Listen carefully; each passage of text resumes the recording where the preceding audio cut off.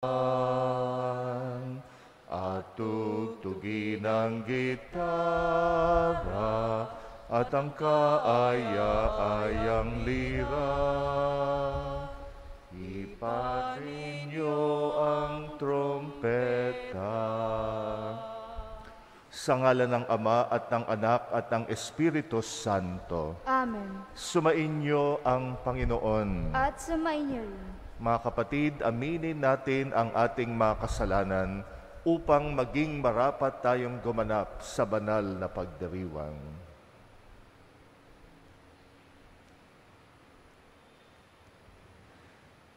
Inaamin ko sa makapangyarihang Diyos at sa inyo mga kapatid na lubha akong nagkasala sa isip, sa salita, sa gawa at sa aking pagkukulang.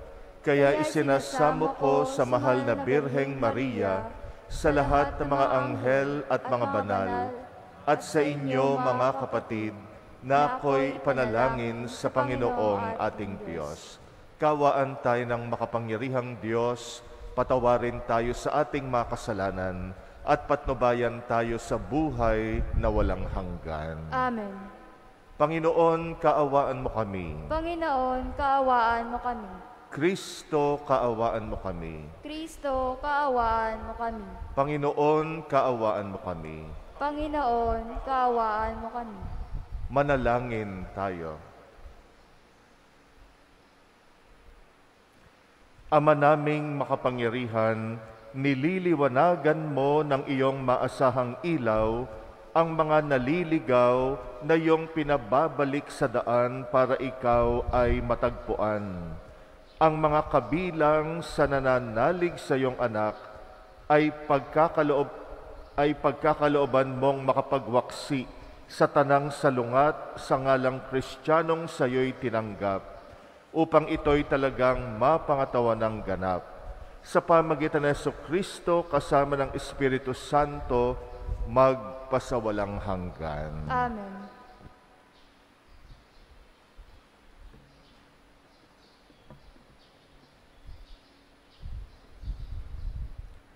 Pagbasa mula sa mga gawa ng mga apostol. Noong mga araw na iyon, pinagpala ng Diyos si Esteban at pinuspos ng kapangyarihan. Ano pat gumawa siya ng maraming himala at kababalaghan sa harapan ng madla.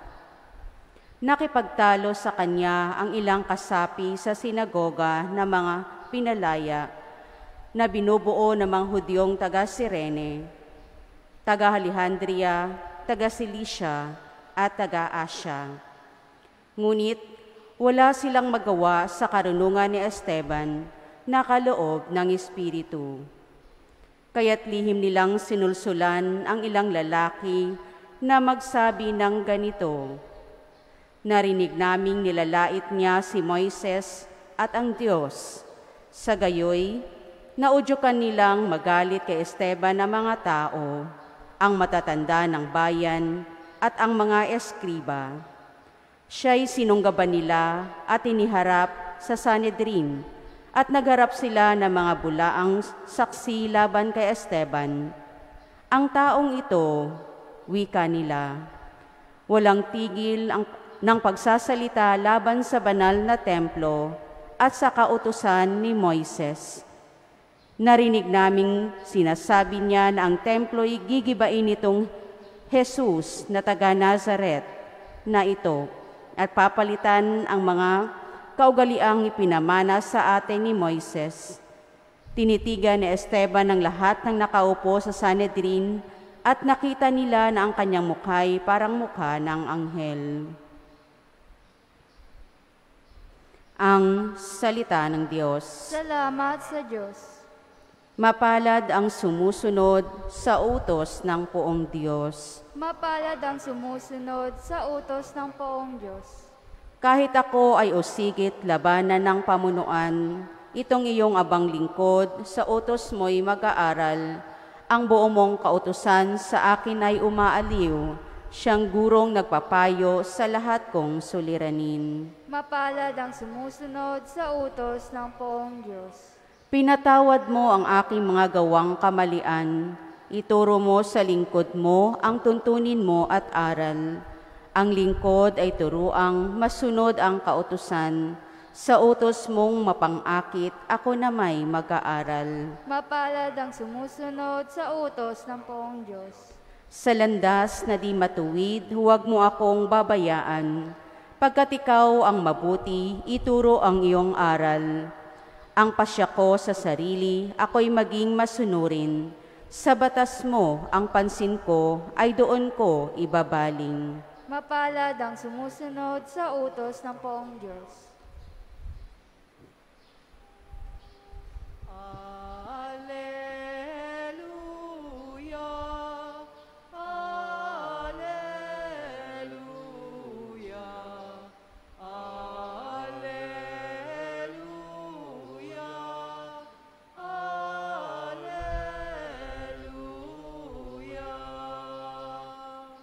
Ang tao ay nabubuhay sa salita ng may kapal na pagkain kanyang bigay. Hallelujah, hallelujah, hallelujah, hallelujah.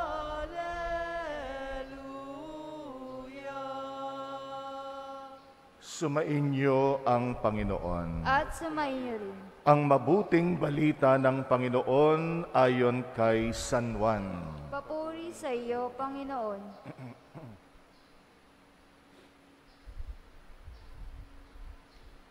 Kinabukasan, nakita ng mga taong nanatili sa ibayo ng lawa. Kinabukasan, nakita ng mga taong nanatili sa ibayo ng lawa na naroon pa ang isang bangka. Alam nilang si Jesus ay hindi kasama ng mga alagad, sapagkat ang mga ito lamang ang sumakay sa bangka at umalis. Dumating naman ang ilang bangkang galing sa Tiberias at sumadsad sa lugar na malapit sa kinainan nila ng tinapay matapos magpasalamat sa Panginoon. Nang makita ng mga tao na wala na roon si Jesus ni ang kanyang mga alagad, sila'y sumakay sa mga bangka at pumunta rin sa Capernaum upang hanapin si Jesus.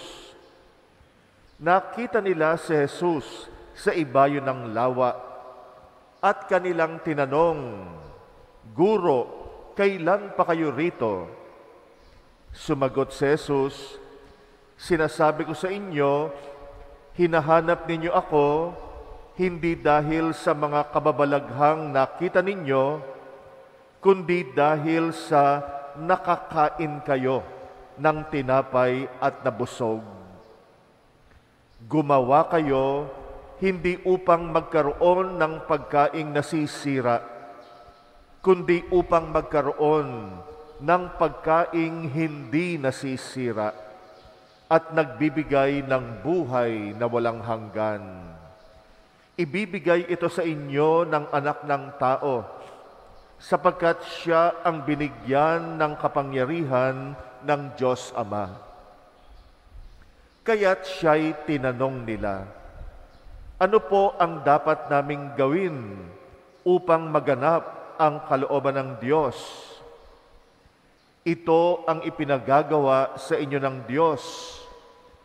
Manalig kayo sa sinugo niya." Tugon ni Jesus. Ang mabuting balita ng Panginoon. Pinupuri ka namin, Panginoong Jesucristo. Si Jesus ay nagparami ng tinapay at ng isda. Ito yung ebanghelyong narinig natin noong nakaraang linggo. Naghimala siya ng pagpaparami ng tinapay. At pagkatapos doon, sundan na siya ng mga taong ito na napakain niya sa pamagitan ng pagpaparami niya ng tinapay. At ito yung ebanghelyo natin ngayon. Kahit si Jesus ay nagpunta na sa ibang lugar, sa Capernaum, sumunod yung mga tao. Kaya lang nahalata ni Jesus na yung intensyon at ang motibo ng mga tao kaya sinusundan siya ay hindi para makinig ng kanyang salita, kung hindi para makakain uli. Dahil nga nabusog sila nung unang himala ni Jesus, inaasahan nila mabubusog uli sila ng tinapay. Umaasa sila na pakakanin muli sila ni Jesus nung tinapay, yung pagkaing material. Kaya nung nahalata ni Jesus, yung kanilang intensyon, naging pagkakataon iyon para sabihin niya sa mga tao, huwag lang kayong gumawa para sa pagkaing nasisira, kundi hangarin ninyo na magkaroon ng pagkaing hindi nasisira. Ano ba yung pagkaing hindi nasisira?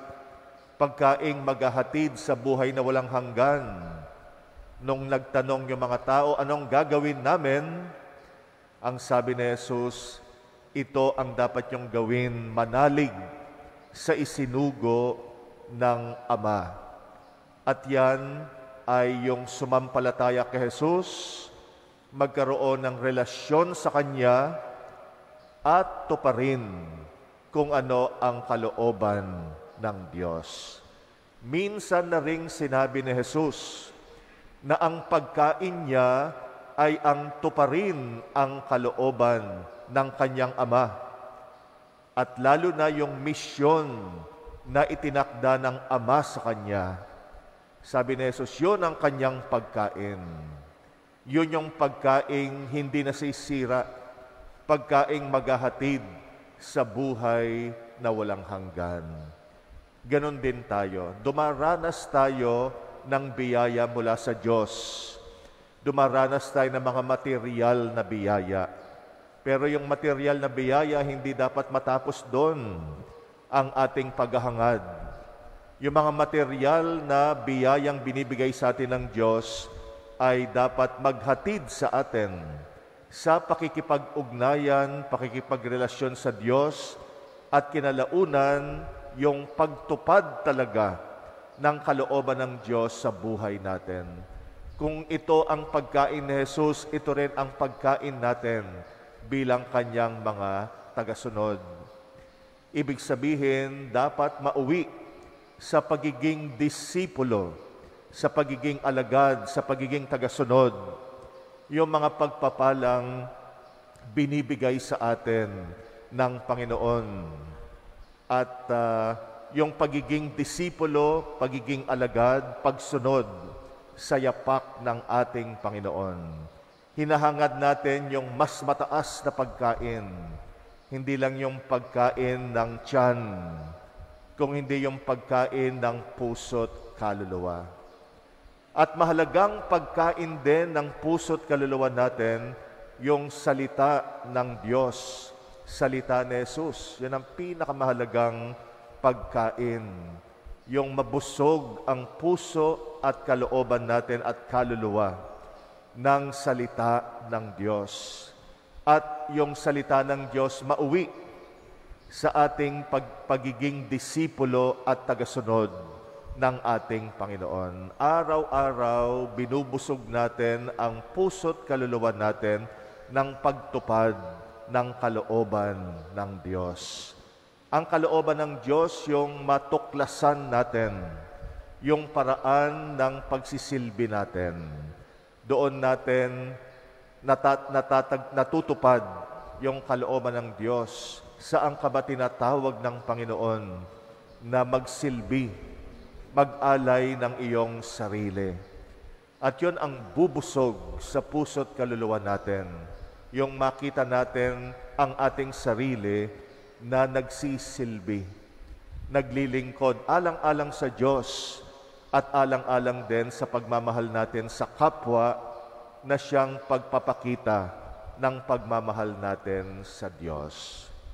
Kahit dito sa parokya ay naririto tayo hindi para mabusog lang ng personal na busugin yung mga makasarili nating kagutuman. Minsan, kaya rin tayo aktibo sa simbahan, hindi para maging mga disipulo na merong ibang motibo at interest tayo. Kaya nga, sisiyasatin natin yung sarili natin. No, kahit yung maging aktibo sa parokya, minsan hindi naman ang dahilan para maging disipulo ni Jesus. Minsan binubusog lang natin yung pangangailangan nating maging sikat o yung hangaan o kaya ay meron tayong personal na pangangailangan lamang. Kailangan natin ng barkada, kailangan natin ng kasama. Hindi lang dapat matapos doon yung ating pagiging aktibo at pagsisilbi. Yung ating pagsisilbi ay nawa maging mauwi sa talagang pakikipagrelasyon sa Panginoon at yung pagiging disipulo niya. Kaya tayo nagsisilbi hindi sa personal na pangangailangan, kaya tayo nagsisilbi para tuparin kung ano yung kalooban ng Diyos sa atin na makapaglingkod tayo alang-alang sa Kanya sa ating kapwa.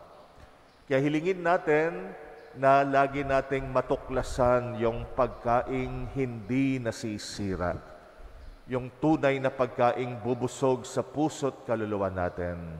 Nagsisimula ito sa pakikinig ng salita ng Diyos na uuwi sa personal na ugnayan sa Kanya hanggang sa araw-araw nating pagtupad ng kalooban ng Diyos sa atin.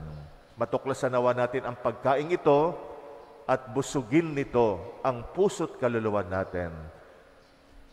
Pagkabusog na mauuwi sa pagkakaroon natin ng buhay na walang hanggan.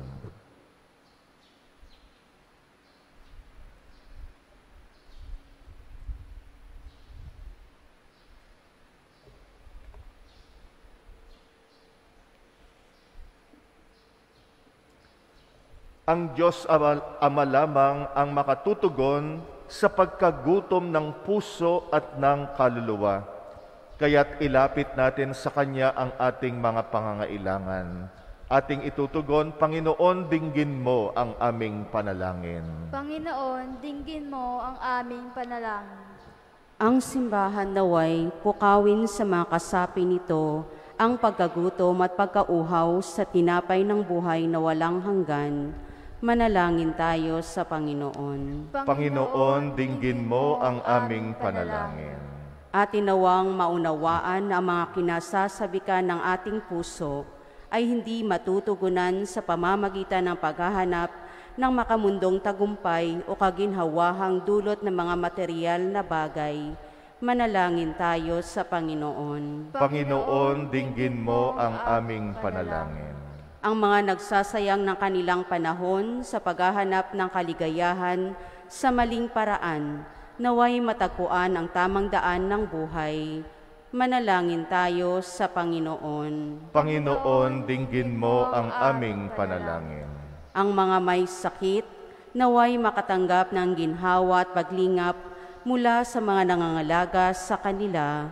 Manalangin tayo sa Panginoon. Panginoon, dinggin mo ang aming panalangin. Ang mga namayapa, naway makaisa ni Kristo sa bagong buhay na hatid na muling pagkabuhay. Manalangin tayo sa Panginoon. Panginoon, dinggin mo ang aming panalangin. Tahimik nating idalangin ang ating mga personal na kahilingan. Muli nating alalahanin ang mga kapatid nating humihiling ng ating dasal, lalo na ang mga may sakit, nasa bingit ng kamatayan at mayroong mga matinding pagsubok sa buhay. Ipagdasal din natin ang mga kahilingan ng mga kapatid natin na nag-aalay ng misa sa ating pagdiriwang ngayon.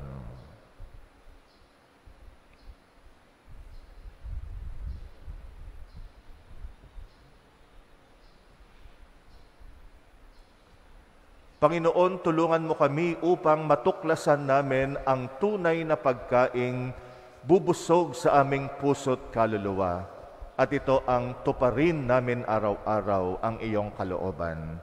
Ikaw na aming Panginoon magpasawalang hanggan. Amen.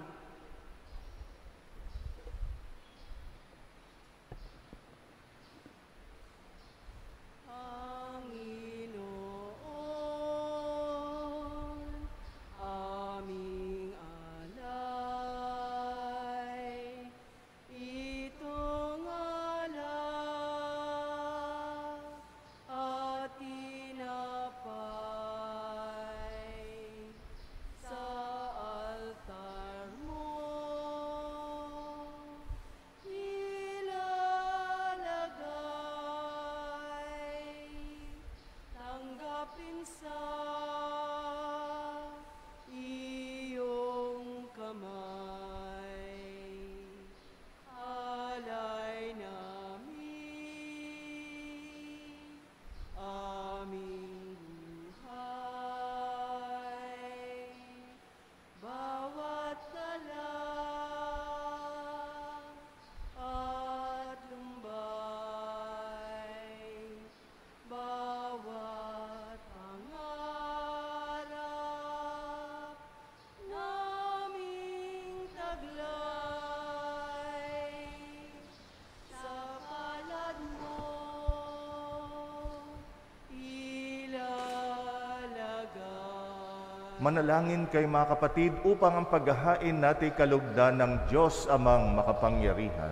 Tanggapin nawa ng Panginoon itong paghahain sa iyong mga kamay, sa kapurihan niya at karangalan, sa ating kapakinabangan, at sa buong sambayanan niyang banal. Ama naming lumikha, paakyatin mo sa iyong piling sa kalangitan ang aming mga panalangin kalakip ng haing mga alay, upang ang mga pinapagindapat mong gawing dalisay ay maging marapat na makasalo sa piging ng iyong pagmamahal sa pamagitan ni Jesucristo kasama ng Espiritu Santo, magpasawalang hanggan. Amen. Sumainyo ang Panginoon. At sumainyo rin. Itaas sa Diyos ang inyong puso at diwa. Itinaas na namin sa Panginoon. Pasalamatan natin ang Panginoong ating Diyos. Marapat na siya ay pasalamatan. Ama naming makapangyarihan, tunay ngang marapat na ikay aming pasalamatan ngayong ipinagdiriwang ang paghahain ng Mesiyas,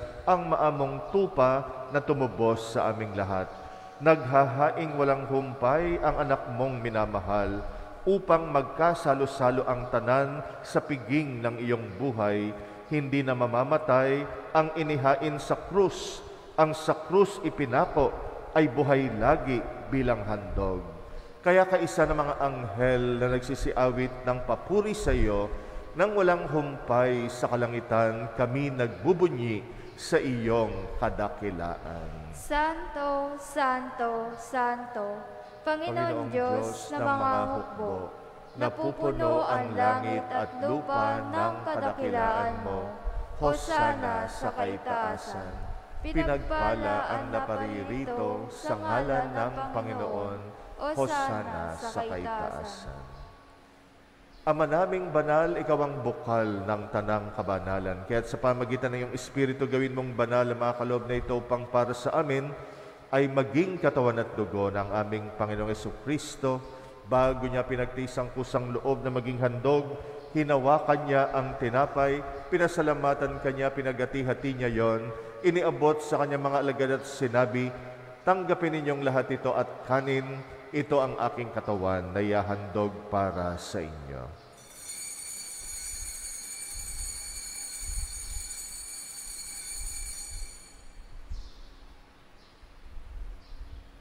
Gayun din naman nung matapos ang hapunan, hinawakan niya ang kalis.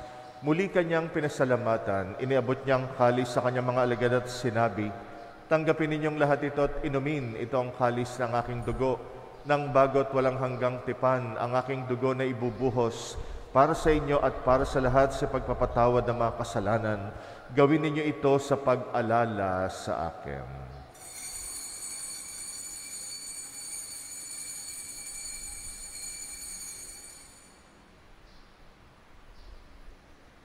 Ang misteryo ng pananampalataya. Si Kristo ay guditain, sarili ay inihain. Bilang pagkait inumin, pinagsasaluhan natin hanggang sa siya'y dumating. Ama, ginagawa namin ngayon ang pag-alala sa pagkamatay at muling pagkabuhay ng iyong anak. Kaya't inaalay namin sa iyo ang tinapay na nagbibigay buhay at ang kalis na nagkakaloob ng kaligtasan. Kami nagpapasalamat dahil kami yung minarapat tumayo sa harap mo para maglingkod sa iyo. Isinasamo namin kaming magsasalo sa katawan at dugo ni Kristo'y mabuklod sa pagkakaisa sa pamagitan ng Espiritu Santo. Ama, lingapin mong iyong simbahang laganap sa mong daigdig. Puspusin mo kami sa pag-ibig kaysa ni Francisco na aming Papa at ni Jose na aming Obispo at ng Tanang Kaparian. Alalahanin mo rin ang mga kapatid naming nahimlay na may pag-asang sila'y muling mabubuhay, gayon din ang lahat ng mga pumanaw. Kaawaan mo sila at patuloyin sa iyong kaliwanagan.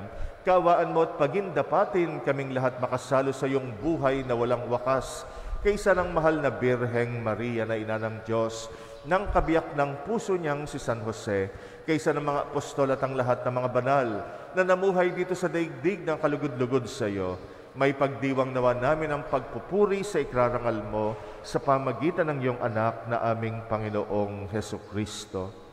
Sa pamamagitan ni Kristo kasama niya at sa Kanya, ang lahat ng parangal at papuri ay sa iyo, Diyos samang makapangyarihan, kasama ng Espiritu Santo, magpasawalang hanggan.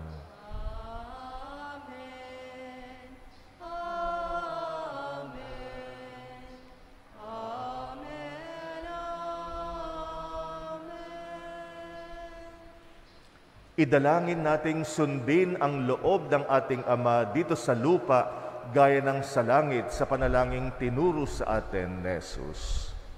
Ama namin, sumasalangit ka.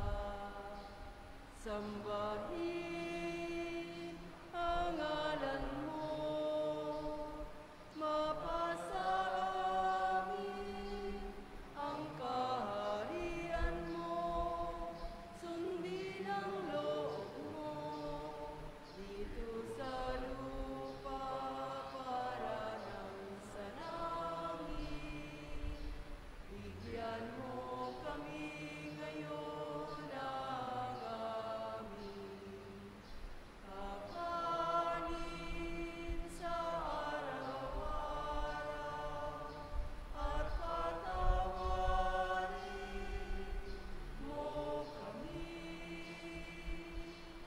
sa aming mga sala, para na pagpapatawad namin sa nagkakasala sa amin. At huwag mo kaming ipahintulot sa tukso, at iadiyaan mo kami sa lahat ng masama. Hinihiling namin kami, Yadya, sa lahat ng masama, pagkalooban ng kapayapaan, araw-araw, iligtas sa kasalanan, ilayo sa lahat ng kapahamakan, samantalang aming pinananabikan ang dakilang araw ng pagpapahayag ng tagapagligtas naming sa Jesucristo. Sapagkat iyo ang kaharian at ang kapangyarihan at ang kapurihan magpakailanman. Amen. Panginoong Jesucristo, sinabi mo sa iyong mga apostol, kapayapaan ang iniiwan ko sa inyo, ang aking kapayapaan ang binibigay ko sa inyo. Tunghayan mo ang aming pananampalataya, huwag ang aming pagkakasala. Pagkalooban mo kami ng kapayapaan at pagkakaisa ayon sa iyong kalooban, kasama ng Espiritu Santo, magpasawalang hanggan. Amen. Ang kapayapaan ng Panginoong muling nabuhay ay laging sumainyo. At sumainyo rin. Magbigayan kayo ng kapayapaan sa isa't isa. Peace be with you.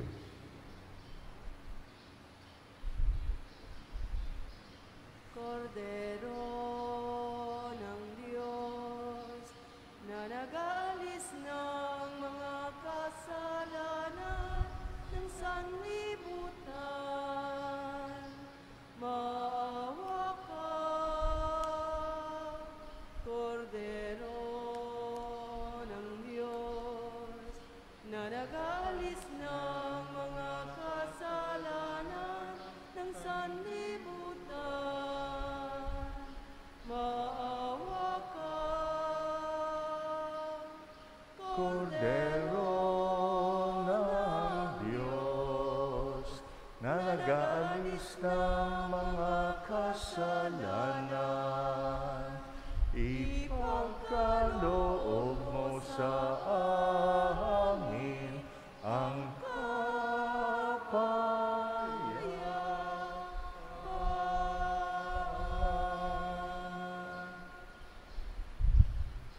Narito ang ating Panginoong Jesucristo, ang pagkaing nagbibigay ng buhay na walang hanggan, ang Kordero ng Diyos na nag-aalis ng mga kasalanan ng sanlibutan. Mapalad ang mga inaanyayahan sa kanyang piging. Panginoon, hindi ako karapat-dapat na magpatuloy sa iyo, ngunit sa isang salita mo lamang ay gagaling na ako.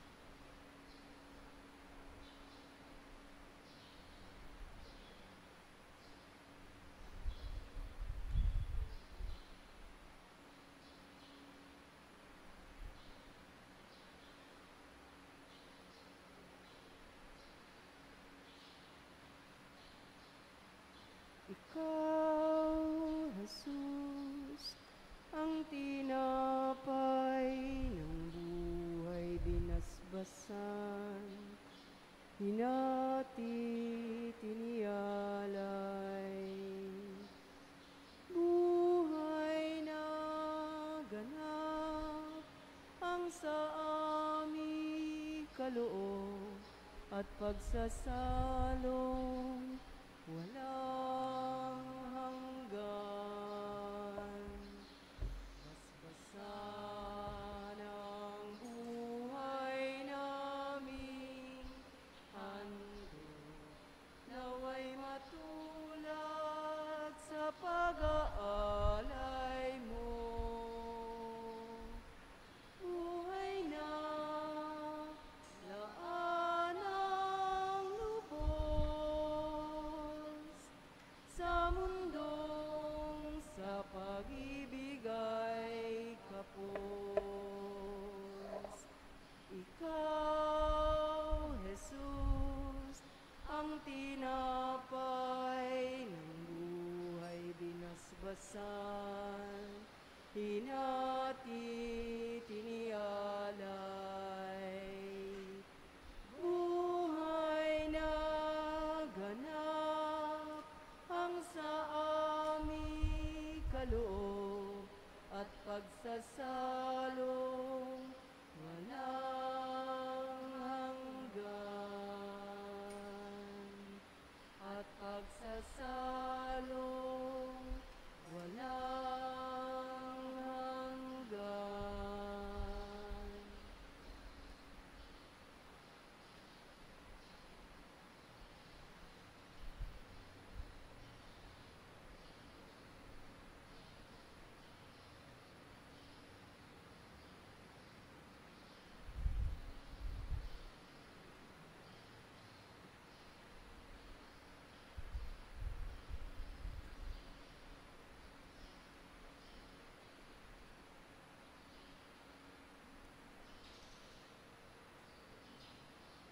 Manalangin tayo.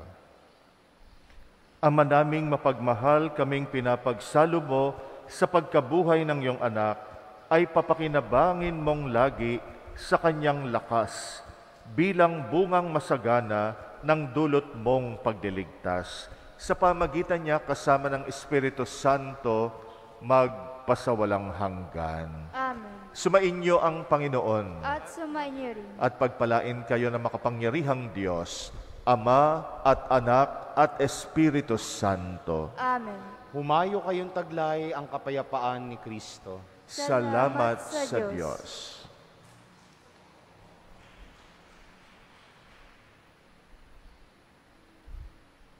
Umawit ng sama-sama, magpasalamat tayo sa Kanya.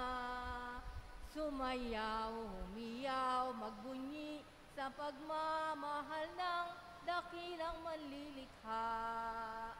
Sa pag-ibig, sa pag-asa,